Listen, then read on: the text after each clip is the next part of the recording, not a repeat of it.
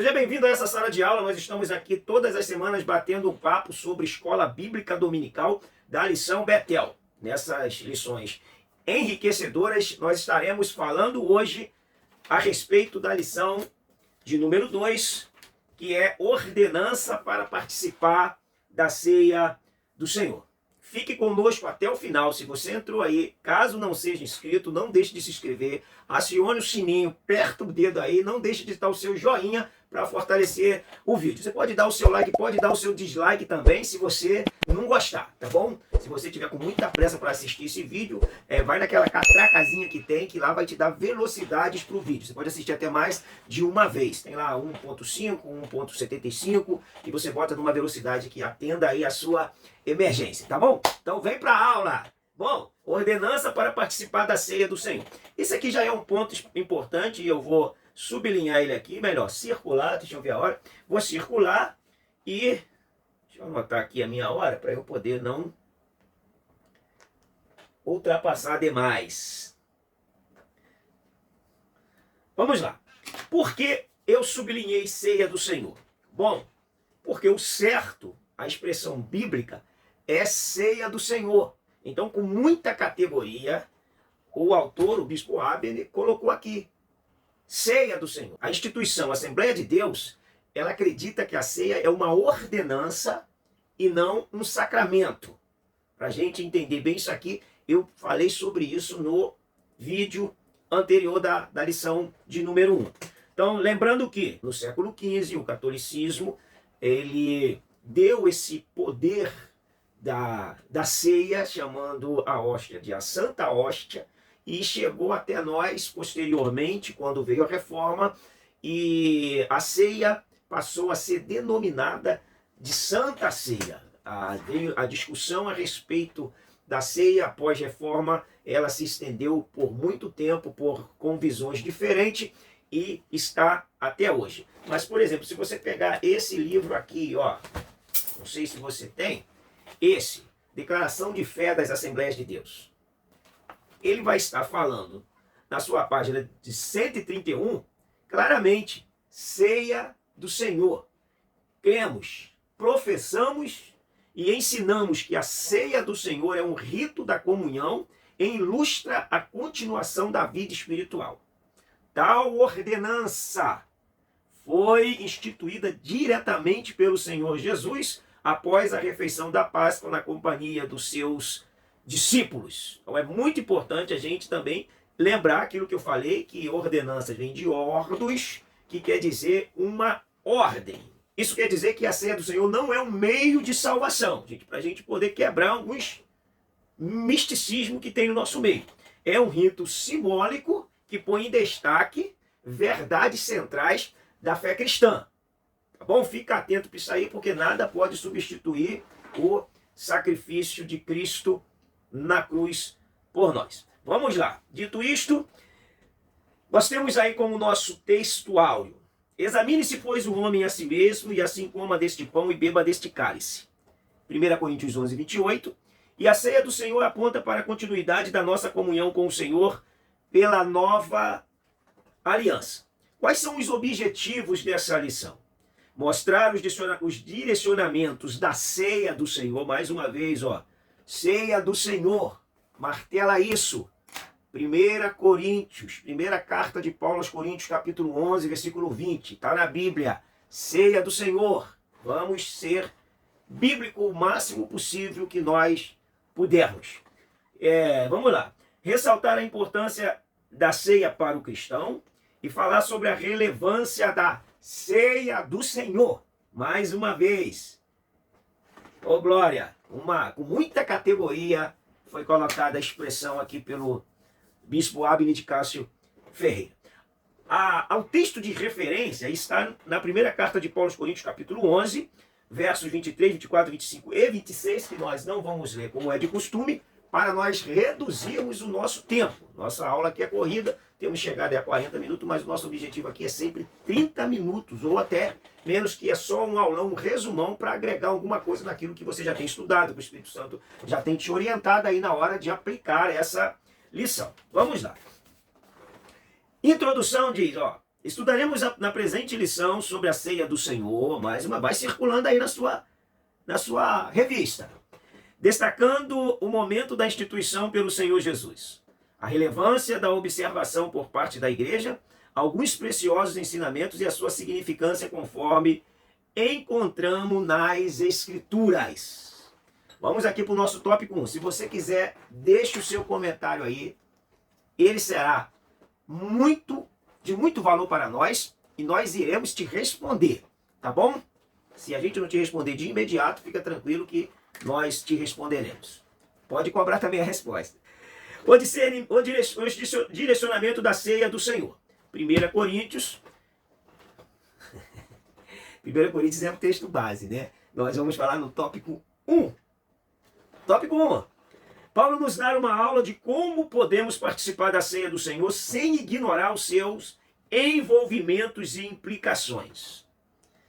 A ceia do Senhor serve para edificação, exortação e consolação. Bom, aqui você pode, de repente, ter uma pergunta do aluno aí. Sempre tem aquele aluno mais atencioso ou talvez mais crítico. Por quê? Biblicamente falando, eu não sei qual foi a ideia do autor, pode ser que ele tenha tido uma ideia diferente daquilo que eu estou pensando, ou que outros professores irão pensar, mas o que serve para edificar, exortar e consolar é 1 Coríntios, capítulo 14, verso de número 3, que diz: mas o que profetiza fala aos homens, edificando, exortando e consolando. Então, dentro desse contexto, exortar, consolar e edificar é uma profecia. Também pode estar incluído aí a pregação da palavra, quando tem aquela palavra que vem do alto dos céus e ela toma conta, ela invade a nossa vida. O que você acha desse ponto aqui que eu fiz essa observação? Fica atento aí, hein? Sempre leia com muito análise a sua revista. Seja sempre um filtro e não uma esponja, para que a gente possa estar sabendo examinar o que nós estamos lendo, tá bom? Tanto quanto que você está ouvindo na sala de aula, nessa presente sala de aula, tá bom? Saiba sempre pontuar, sempre procure fontes da informação que você está recebendo, para que você possa transformá-las em conhecimento, ok? Vamos aqui ao nosso tópico 1, subtópico 1. Direciona para Jesus no passado. Este cálice é o novo testamento do meu sangue, fazei isso todas as vezes que beberdes em memória de mim. Jesus está falando. Tenham memória, recordem-se, lembrem-se, isto tem grande significado. O sangue de Jesus vertido na cruz do Calvário, o seu corpo dilacerado, tudo isso por vossa causa, por amor a você. Orlando Boyer, no seu livro Espada Cortante, ele diz que a ceia, ela é um memorial de um amigo ausente, a parábola de um amigo presente, porque Jesus está presente no culto quando nós estamos celebrando a ceia, e a profecia da volta de um amigo. Eu achei essas três colocações que o Orlando Boyer traz no seu livro sensacionais. A ceia é o memorial de um amigo ausente, a parábola de um amigo presente e a profecia da volta de um amigo. Porque Jesus disse que ele não comeria nem beberia do fruto da vide até o dia em que ele ia comer conosco. Então, essa divisão, essa colocação de Orlando Boyer, para mim, foi muito bem aplicada. Foi com muita categoria, iluminação do Espírito Santo. Então, direciona para Jesus no presente. Então, nós estamos falando sobre esse ato, né? Jesus presente, porque Jesus está presente no culto, tá bom? Fazer isto todas as vezes que beberdes. Estamos fazendo hoje para aumentar a nossa intimidade e a nossa comunhão com Ele. Estamos vivendo o nosso pacto feito por Jesus. O texto de Mateus 26, 26, 28 não dá margem para dizermos que Jesus Cristo afirmou que o pão era literalmente o seu corpo e que o vinho era literalmente o seu sangue. De jeito maneira, até quando ele fala, esse é o meu corpo, o corpo dele está com ele. É como se eu pegasse essa caneta e falasse assim, essa caneta é o meu corpo, só que o meu corpo está comigo. Então ele pega um pão e fala, representando o que representaria o teu sacrifício, porque até então ele estava comemorando a Páscoa e pregando essa transição, porque a nossa Páscoa, a Páscoa do cristão, é Cristo, é pregar Cristo. E ele pega e fala, esse é o meu corpo. Então isso é um sentido figurado, porque o corpo de Cristo estava nele, com ele, quando ele institui, quando ele dá essa ordenança e estabelece essa ordem da ceia do Senhor. Vamos lá. O 1,3 diz, direciona para Jesus no futuro. Direciona para Jesus no futuro. Porque todas as vezes que comer este pão e beber este cálice, anunciais a morte do Senhor até que venha. O futuro aponta para a volta de Jesus. Então, essa colocação de Boyer, que eu citei, praticamente ela sintetiza, ela resume esse tópico 1. A ceia, ela tem o seu papel fundamental para nós cristãos, só que a gente não pode sacramentá-la como meio de salvação, ou um meio de nutrição de fé, ou de fortalecimento de vida cristã, porque o que te fortalece, o que nutre a tua fé, é a palavra de Deus, é a tua intimidade com Deus por meio da busca, da oração, da meditação da palavra. A ceia é uma ordenança para que a gente possa se comungar uns com os outros, comungar com Deus, manter a comunhão com Deus, com os irmãos e declarar o que Jesus falou, que no futuro nós cearemos com ele nas bodas do Cordeiro.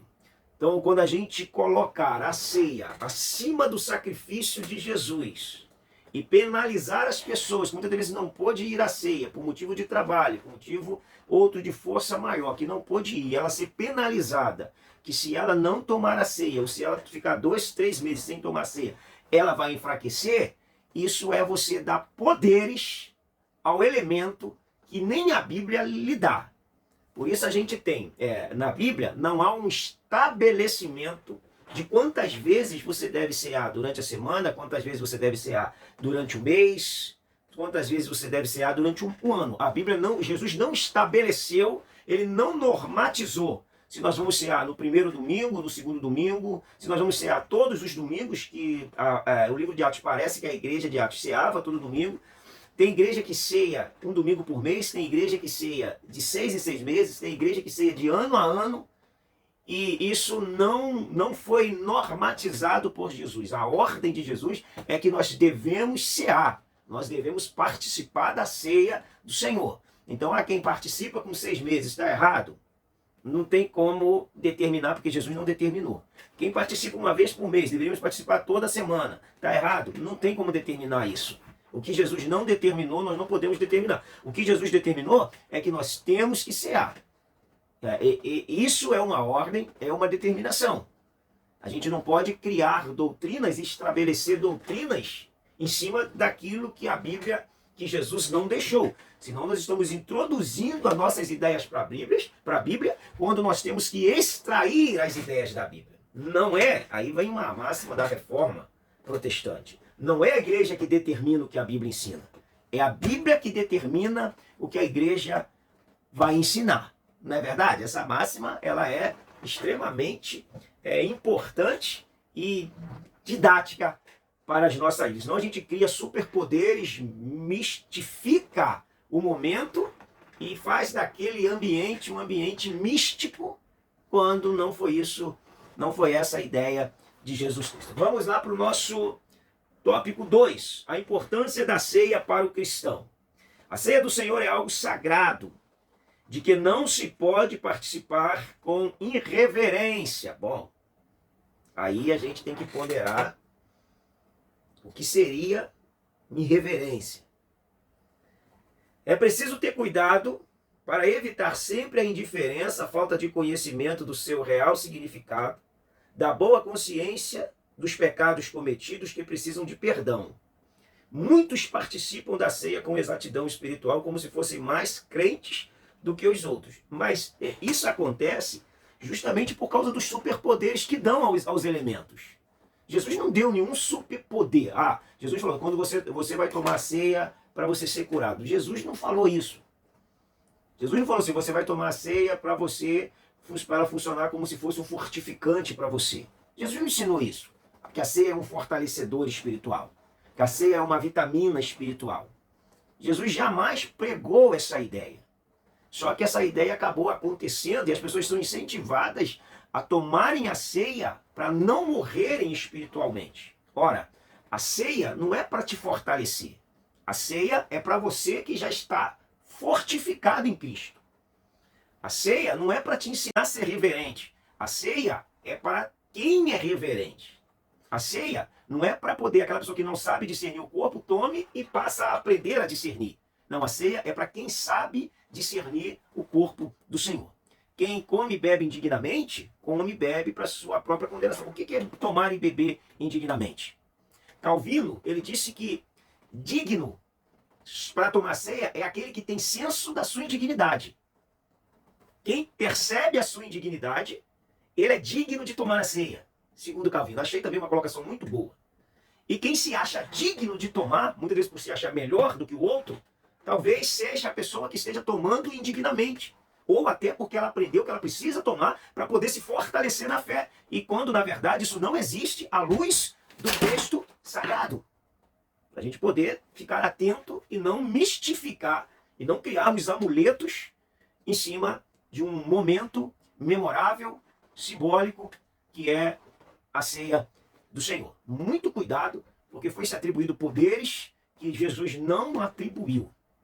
Nós vamos ver isso mais para frente e vamos ver aonde desembocou tudo isso por má interpretação de texto da Bíblia Sagrada. Vamos lá. 2.1. A importância de examinar a si mesmo.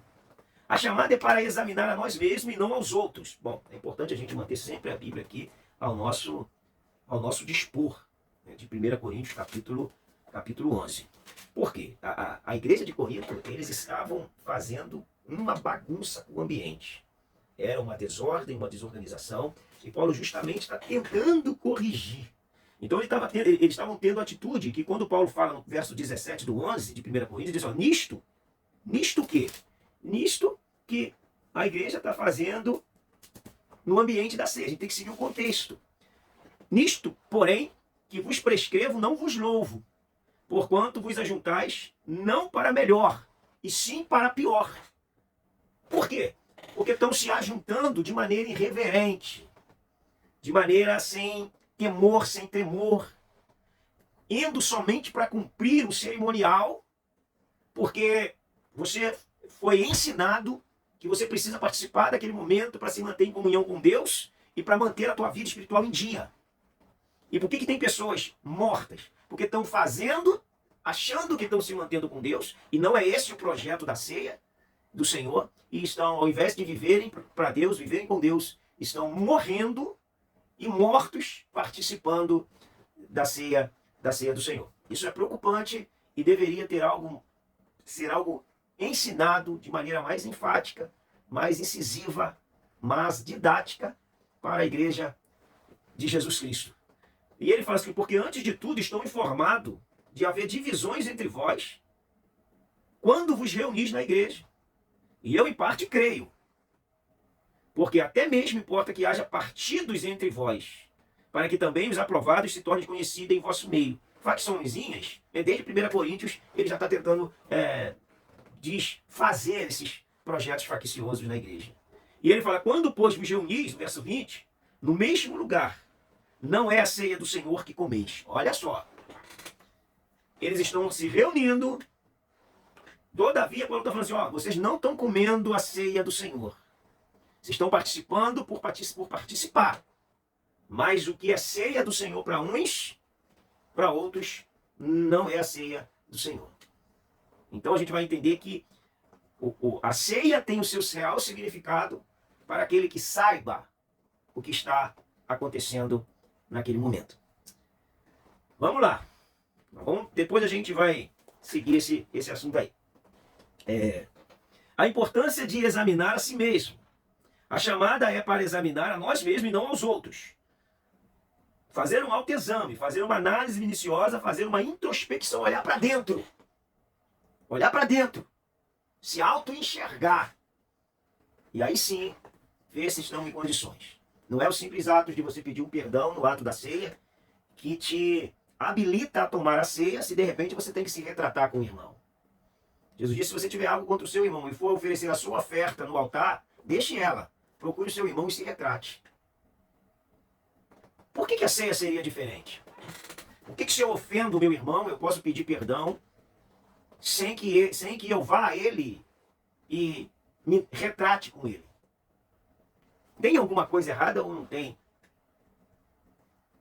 Quando a gente precisa ter, na verdade, uma sensibilidade espiritual e perceber que se eu estiver tomando aquilo ali, se eu pedir perdão, quando eu tinha que ir ao meu irmão, porque Jesus falou assim na oração, se você não perdoares aos seus irmãos as suas ofensas, de modo nenhum o Pai Celestial vai te perdoar. Um dos caminhos da comunhão com Deus e daquele que anda com Deus é saber perdoar. Porque Jesus falou que quem muito amou, muito perdoou.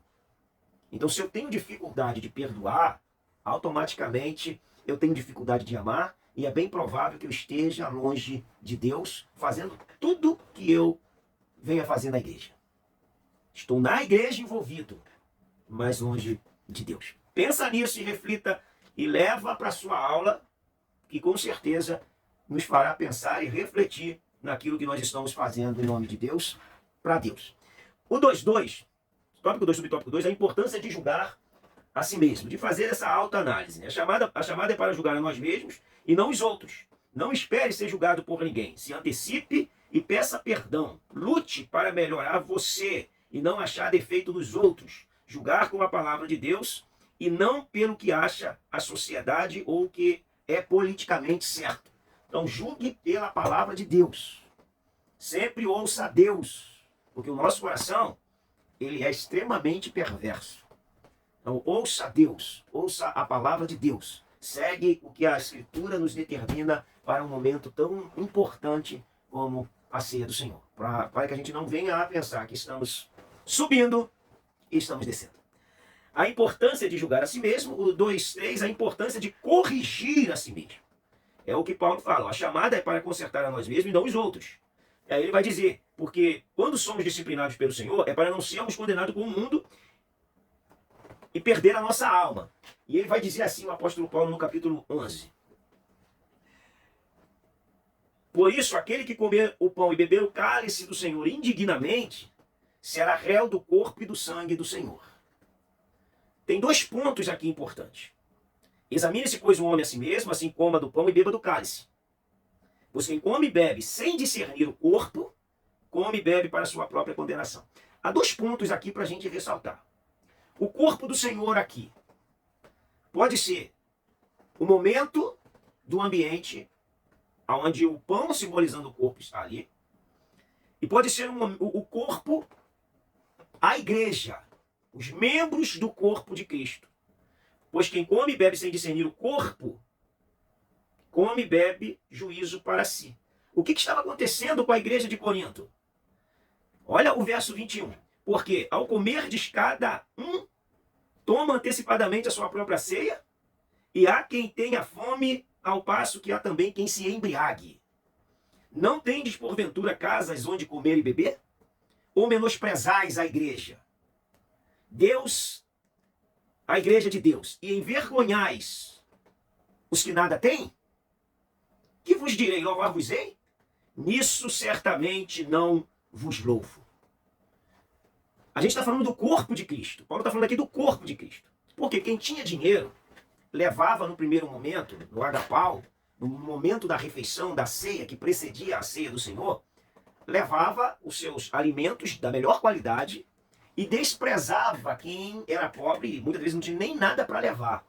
E o que eles estavam fazendo? Eles comiam, parece que eles, como Paulo fala, de facções, eles criam partido dos que tinham, separando dos que não tinham, por isso Paulo fala de facções entre eles, e os que tinham comiam do bom e do melhor, E quem não tinha, muitas das vezes passava fome. É o que ele fala. E há quem tenha fome. Ao passo que há também quem se embriague. Ele está trazendo uma colocação aqui que a comunhão do corpo, que a junção do corpo e a preocupação do corpo é parte fundamental para você participar da ceia do Senhor, de maneira que ele vai chamar digna. E aí Calvino fala, digno é aquele que se tem por indigno de participar. O que acontece? Se eles não conseguem comungar com o irmão, se eles não conseguem se relacionar com os irmãos, se ele não consegue ajudar o seu irmão mais simples, eles não estão aptos para participar da mesa do Senhor. E aí no 29 fala, pois quem come e bebe sem discernir o corpo, come e bebe juízo para si. Vocês estão longe de Deus. Vocês estão longe de Deus. E é bonito quando ele fala, quando pois vos reunides no mesmo lugar, não é a ceia do Senhor que comeis. Olha, estuda esse assunto com bastante detalhes. Bastante detalhes. Nosso tempo aqui já está até indo embora. Mas a gente precisa trazer uma colocação até para, de repente, abrir um leque para vocês, que aqui não é uma aula, aqui é um auxílio ao professor. Tá ok? Então, a importância de corrigir a si mesmo. E o 3 vai falar sobre a relevância da ceia para a igreja. A ceia é a maior festa da igreja para os crentes em comunhão com o Senhor Jesus. Com o Senhor Jesus. Nenhuma outra festa pode comparar a essa. Bom, aqui nós temos um ponto extremamente importante. Por quê? Quando a gente lê 1 Coríntios 5:7, diz assim, lançai fora o velho fermento, para que sejais nova massa, como sois de fato sem fermento, pois também Cristo, nosso Cordeiro Pascal, foi imolado por nós, ou foi sacrificado por nós. A ceia, o que a Páscoa é para os judeus, que os libertou, quando Deus os libertou do Egito, a ceia é para os cristãos. Por isso que às vezes eu afirmo, cristão não comemora Páscoa, cristão comemora a ceia todas as vezes que ele vai participar dessa ordenança. O que é festa de Páscoa para os judeus, a ceia é a nossa festa que propaga a nossa libertação e a nossa saída do Egito, no sentido figurado. Então Cristo é a nossa Páscoa. E isso é que determina a nossa vida cristã, para a gente não cair no engodo do mercado e achar que a gente tem que ficar fazendo analogias e batendo palma para o comércio que a Páscoa propaga, inclusive dentro do Evangelho. Vamos lá, a relevância da ceia para a igreja. A ceia é a maior festa, né? Eu já li isso, é a maior festa que a igreja tem. O que a Páscoa é para os judeus, a ceia é para nós. É o nosso momento de celebrarmos a nossa saída do Egito. A comunhão da igreja, o 3:1. Comunhão da igreja. A igreja precisa estar junta, em harmonia, em paz, e participando da comunhão, viver em comum, participar das mesmas coisas, ter unidade no espírito. Você participa da comunhão vertical com o cabeça que é Jesus. Não se pode estar em comunhão vertical se não estiver em comunhão horizontal com nossos irmãos. É o texto que eu li aqui. Então, por isso a gente precisa fazer uma boa interpretação, uma boa exegese, para a gente compreender o que Paulo está querendo dizer e a baderna que havia na igreja. E eles tomavam a ceia assim mesmo, de repente pedia perdão ali para Deus, sem ir ao irmão que eles já tinham ofendido, e vida que segue. E estava essa baderna, e Paulo disse, entre vocês há muitos fracos, há muitos doentes também, hein? Muitos doentes por doenças psicossomáticas, com doenças que é oriundas também de pecados. Vamos lá. O 3:2 diz a perseverança da igreja.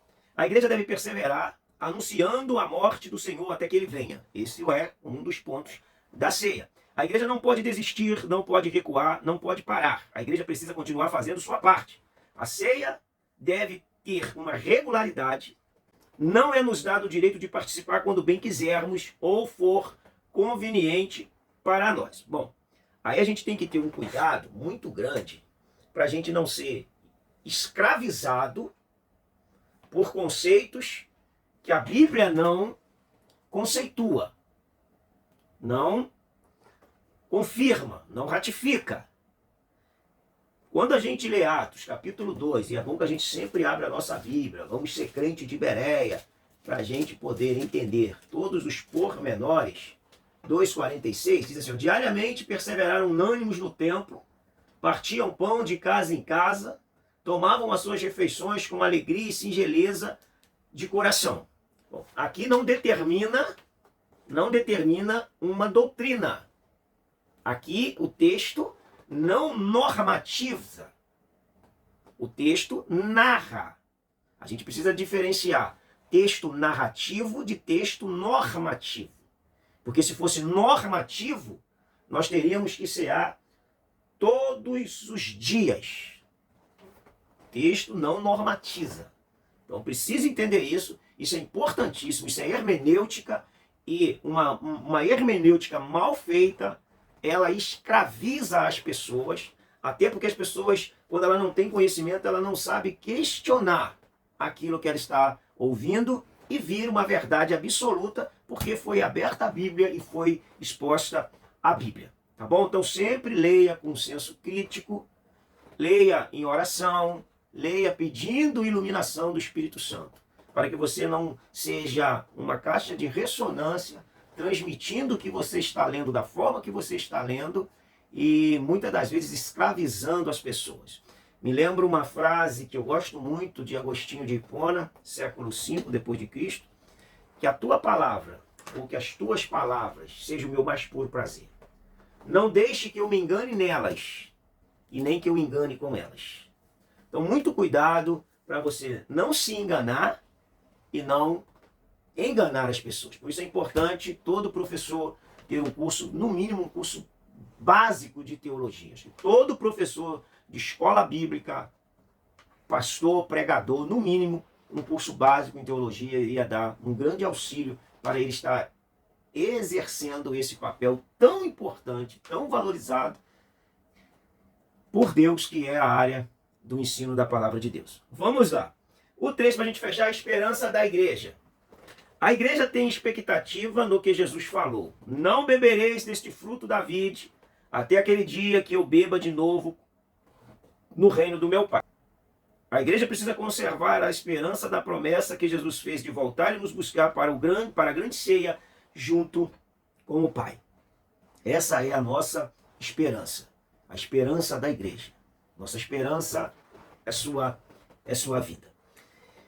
É uma lição doutrinária, enriquecedora, que eu acredito que vai abrir um leque na nossa mente, e ela deve ser ensinada na autoridade e na direção do Espírito Santo. A igreja precisa muito aprender a respeito da ceia do Senhor. Há dois extremos. O extremo que banaliza e o extremo que dá superpoderes que nem Jesus deu. Então sempre baseia o seu ensino pela palavra de Deus. Tá bom? Fica com Deus, um grande abraço, boa aula para você, Deus abençoa a sua vida. Obrigado por ficar conosco até o final.